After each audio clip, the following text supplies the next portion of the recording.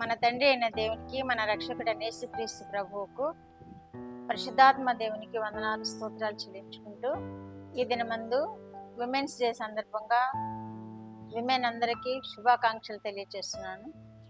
దేవుడు మిమ్మల్ని దీవించాలని మా ప్రార్థన. దేవుడు మిమ్మల్ని అత్యధికంగా ఆశీర్వదించాలని మా ప్రార్థన. ఈ విమెన్స్ డే యొక్క సందర్భము మనం కొద్దిగా ధ్యానిద్దాము. సామెతల గ్రంథము 31వ అధ్యాయము 30వ వచనంలో ఈ విధంగా వ్రాయబడింది: యెహోవా యందు భయభక్తులు కలిగిన స్త్రీ కొనియాడబడును. యెహోవా యందు భయభక్తులు కలిగిన స్త్రీ కొనియాడబడుతుందట.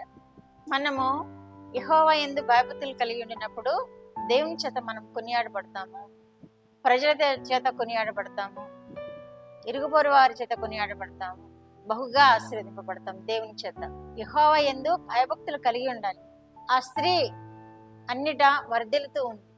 ఎలా వర్ధిల్లుతూ ఉందంటే, ఆమె ఎలాంటి గుణ లక్షణాలు కలిగి ఉంటుంది అంటే, యెహోవా యందు భయభక్తులు కలిగి ఉంటే దేవుడు ఆమెను ఏ విధమైన జ్ఞానంతో నింపుతాడో, ఏ విధమైన ఆశీర్వాదాలతో నింపుతాడో మనం కొద్దిగా ధ్యానిద్దాము. ఆమె బట్టలు సన్నని నార బట్టలు, రక్తవర్ణపు వస్త్రములు ధరించుకొనును అని వాక్యంలో రాయబడి. అంటే ప్రశస్తమైన వస్త్రాల గుర్తు అన్నమాట. మన యేసు ప్రభు వారిని కూడా సన్నని నార బట్టతో చుట్టారు కదా, ఆయన కూడా రక్తవర్ణపు వస్త్రం ధరించుకున్నాడు కదా. అంటే యేసు ప్రభు వారి యొక్క గుణ లక్షణాలను కలిగి ఉన్న స్త్రీ అనమాట. యెహోవా యందు భయభక్తులు కలిగి ఉంటే అంత ప్రశస్తమైన గుణాలు కలిగినటువంటి స్త్రీ అనమాట. ప్రశస్తమైన స్త్రీ, నారబట్టలు, సన్నని నారబట్టలు అంటే ఆమె ధరించేది. ఆమె రక్తవర్ణపు వస్త్రాలు ధరించుకుంది. అంత పరిశుద్ధత గుర్తు అనమాట. మనము యెహోవా యందు భయభక్తులు కలిగి ఉంటే దేవుడు మనల్ని ఆ విధంగా తీర్చిదిద్దుతాడు, మనల్ని పరిశుద్ధపరుస్తాడు, మనల్ని విలువ కలిగిన వారినిగా చేస్తాడు. సన్నని నారబట్టలు అంటే అవి ఎంతో విలువైనవి, ఎంతో ఖరీదు గలవి. అవి చాలా మంది మామూలు వస్త్రాలు, టెల్లిన వస్త్రాలు కానీ, పాలిస్టర్ వస్త్రాలు కానీ గజం 150 ఉంటే, సన్నని నూలు వస్త్రాలు గజం 2000, 3000, 5000 అట్లా ఉంటుంది. అంత ఖరీదైనవి అనమాట, విలువైనవి అవి. ఆ యెహోవా యందు భయభక్తులు కలిగిన ఆ స్త్రీకి అంత విలువైన వస్త్రాలు దేవుడు ధరించుకునే అవకాశం ఇస్తాడు. కాబట్టి మనము దేవుని యందు భయభక్తులు కలిగి ఉంటే మనల్ని కూడా ఆ విధముగా దేవుడు విలువ కలిగిన వారినిగా చేస్తాడు. రెండో గుణం ఏమిటంటే, యెహోవా యందు భయభక్తులు కలిగి ఉంటే దాతృత్వం కలిగి ఆమె ఉంటుంది. దాతృత్వం అంటే లేని వారికి ఇవ్వడానికి ఆమె ఇష్టపడుతుంది. మంచి స్వభావం అన్నమాట. ఎవరైనా పేదరికంతో బాధపడుతుంటే వారికి ఇవ్వడానికి ఇష్టపడుతుంది. ఎవరైనా నిస్సహాయాలుగా ఉంటే వారికి సహాయం చేయడానికి ఇష్టపడుతుంది. ఎవరైనా ఆహారం లేమి కలిగి ఉంటే వారికి ఆహారం పెట్టడానికి ఇష్టపడుతుంది. దాతృత్వం కలిగి జీవిస్తుంది అనమాట. కాబట్టి యెహోవా యందు భయభక్తులు కలిగి ఉన్న స్త్రీకే ఇటువంటి గుణాలు ఉంటాయి. దాతృత్వం అనే గుణము ఆమెకు ఉంటుంది. తర్వాత జ్ఞానము కలిగిన స్త్రీగా ఆమె ఉంటుంది. జ్ఞానం ఎప్పుడు మనకి కలుగుతుంది అంటే, మనం దేవుడే మనకి జ్ఞానం ఇచ్చే దేవుడు కదా. సామెతల గ్రంథంలో రాయబడింది, యెహోవా యందు భయభక్తులు ఏంటంటే జ్ఞానమునకు మూలము. యెహోవా యందు భయభక్తులు కలిగిన స్త్రీ జ్ఞానము కలిగి ఉంటుంది అని మనము ఈ మాటల ద్వారా జ్ఞాపకం చేసుకోగలుగుతాం. కాబట్టి మనము జ్ఞానవంతంగా జీవించాలి అంటే, కుటుంబ జీవితంలో మనము జ్ఞానయుక్తంగా నడుచుకోవాలి అంటే యెహోవా యందు భయభక్తులు కలిగి ఉండటం తప్పనిసరి. యెహోవా యందు భయభక్తులు కలిగిన బిడ్డలకే, ఆ స్త్రీలకే అటువంటి జ్ఞానం ఉంటుంది. లేని లోక జీవితం జీవించే వారికి, లోకస్తులుగా ఉన్న వారికి ఆ జ్ఞానం ఉండదు. దేవుడు ఆ జ్ఞానం ఇవ్వడు. జ్ఞానం కలిగి తన నోరు తెరచును అని కూడా ఆమె గుణము, తెరచును అనే గుణము కూడా ఆమె కలిగి ఉంటుంది. మన నోటి మాటలను బట్టి మనం తీర్పులోని చేర్చబడతామని వాక్యంలో రాయబడి ఉంది. యాకోబు రాసిన పత్రికలో కూడా నాలుకను గురించి, నోటిని గురించి చాలా భయంకరంగా రాయబడి ఉంది. కాబట్టి జ్ఞానము కలిగిన స్త్రీ, యెహోవా యందు భయభక్తులు కలిగిన స్త్రీ ఎలా ఉంటుందట? జ్ఞానము కలిగి తన నోరు తెరుస్తుందట. మనము కూడా అన్యత మాట్లాడకుండా ఉంటే దేవుడు మనల్ని ఎంతో ఆశీర్వదిస్తాడు. ఇతరులకు కూడా మనము ఆశీర్వాదకరంగా ఉంటాం. మన నోటి మాట జ్ఞానము కలిగి ఉంటే దేవుడు మహిమపరచబడతాడు, ఇతరులు కూడా సంతోషిస్తారు, కుటుంబీకులు ఆశీర్వదింపబడతారు. ఈమె కూడా యెహోవా యందు భయభక్తులు కలిగిన స్త్రీ కూడా జ్ఞానము కలిగి తన నోరు తెరుస్తుంది. కృపగల ఉపదేశం బోధించును అంటున్నారు. ఈ వాక్యము కృపగల ఉపదేశం బోధించును అంటున్నారు. కృపగల ఉపదేశం అంటే తన బిడ్డలకు కృపగల ఉపదేశం బోధిస్తుంది. తన బిడ్డల పెంపకంలో వారికి ప్రేమ అంటే ఏంటో నేర్పిస్తుంది, కృప కలిగి ఉండడం ఎట్లా నేర్పిస్తుంది, దయ కలిగి ఉండడం ఎట్లా నేర్పిస్తుంది. ఎందుకంటే ఆమె కూడా దయగల మనిషి కదా. యెహోవాయందు భయభక్తులు గల బిడ్డ ఎలా ఉంటుంది, దాతృత్వం కలిగి ఉంటుంది అనుకున్నాం కదా, మనం చెప్పుకున్నాం కదా. అలాగే బిడ్డలకు కూడా అదే ఉపదేశం నేర్పిస్తుంది, కృపగల ఉపదేశం నేర్పిస్తుంది. తన భర్తకు కూడా మంచి మార్గము చూపిస్తుంది, మంచి గైడెన్స్ ఇస్తుంది. తన పిల్లలకు మంచి గైడెన్స్ ఇస్తుంది. కృపగల ఉపదేశము ఆమె బోధిస్తుంది. ఆమె తన ఇంటి వారందరి నడతలను బాగుగా కనిపెట్టును అని మరి ఒక చోట రాయబడింది. యెహోవాయందు భయభక్తుల స్త్రీ తన ఇంటి వారి నడతలను బాగుగా కనిపెడుతుంది.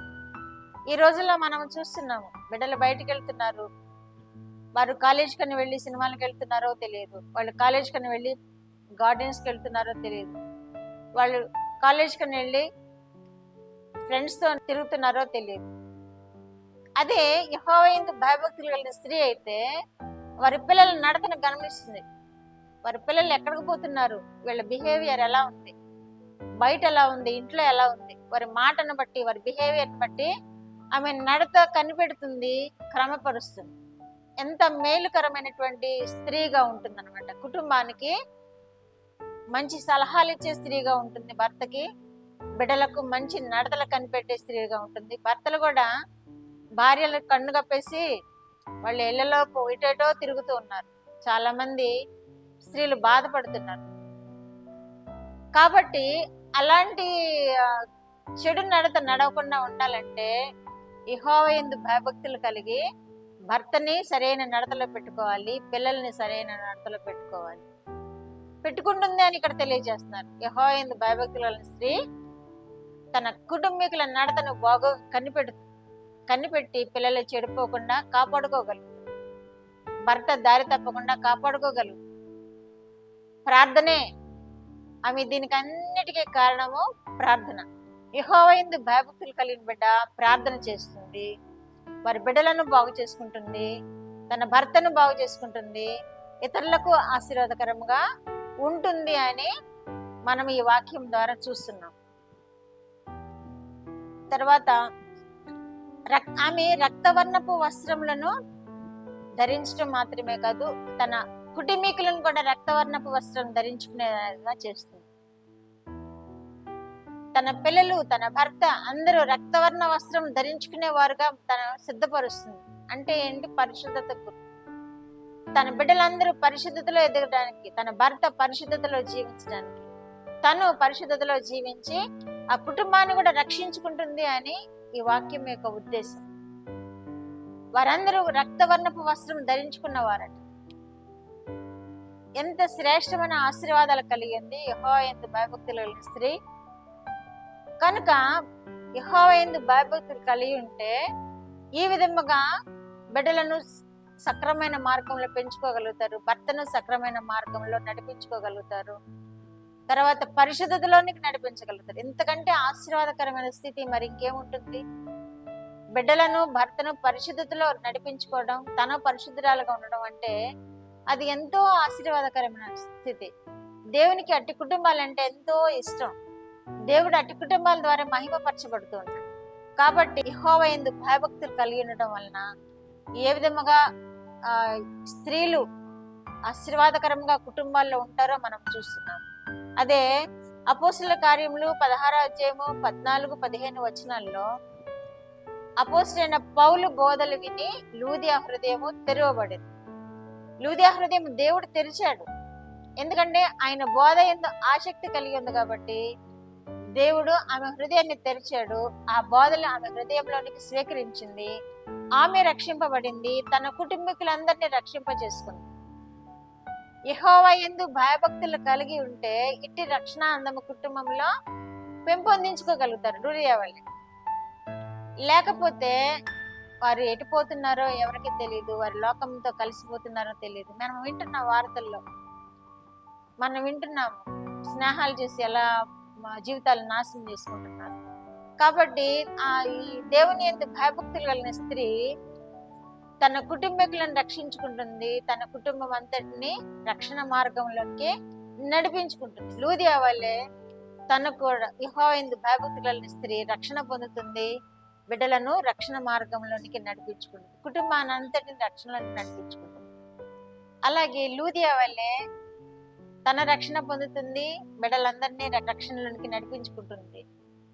అలాగే అపొస్తలుడైన పేతురు బోధలు విని కూడా కొర్నేలి కూడా ఎలా రక్షింపబడి తన కుటుంబం అంతటిని రక్షించుకున్నాడో, యెహోవా యందు భయభక్తులు కలిగిన స్త్రీ కూడా తను రక్షింపబడుతుంది, తన కుటుంబాన్ని రక్షించుకుంటుంది.